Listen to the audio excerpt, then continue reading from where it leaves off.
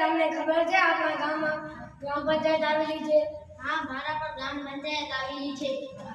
એના વડા કોણ હશે? સરપંચ હશે રણવીરભાઈ. અને એના વહીવટીવાળા? તલાટી કામ મંત્રી હશે. તો આપણી પંચાયતને કેટલા બધા કામો છે? આપણી પંચાયતના બહુ બધા કામો છે. તમને જાણવું છે? હા, મને જાણવું છે. તો આ મારા મિત્રો તમને જણાવશે.